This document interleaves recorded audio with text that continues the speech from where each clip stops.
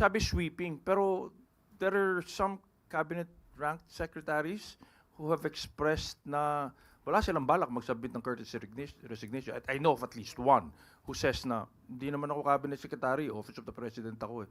So, kasali ba siya? Hindi ba siya kasali? Ano ba ang posisyon ng... Liwanagin po natin.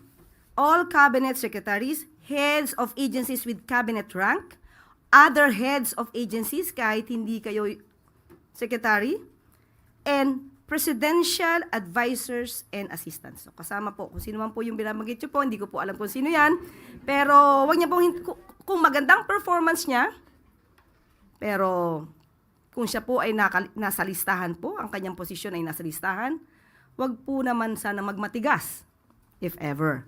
At kung maganda naman po ang performance niya, hindi naman po siya matatanggal. Kung hindi siya magbigay ng courtesy resignation, will it be deemed na courtesy resigned na siya anyway?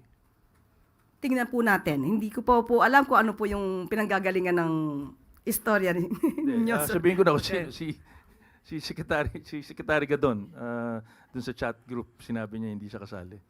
Sa aking pagkakaalam, presidential advisor siya. At ang tawag sa kanya secretary. At sa aking pagkakaalam, personally po, ay kasama po. Sa akin lamang po yan. Thank you, ma'am.